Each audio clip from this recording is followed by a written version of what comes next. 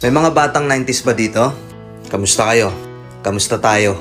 Alam nyo, sa totoo lang tayo may pinakamasayang kabataan. Tayo yung mga kabataan noon na napakababaw ng kaligayahan. Tayo yung mga batang batak sa arawan kahit napagalitan ng magulang, okay lang basta makipaglaro sa mga kaibigan. Di natin alam kung ano yung teknolohiya. Di natin alam kung ano yung cellphone. Di natin kilala si Coco Melon. Kontento na tayo sa mga laruan natin at sa kung ano yung meron. Tayo yung mga batang halos makompleto natin lahat ng laruan sa Jollibee at McDo. Bumibili tayo ng tig-pipisong laruan baka sakaling may laruan doon sa loob. Naalala nyo?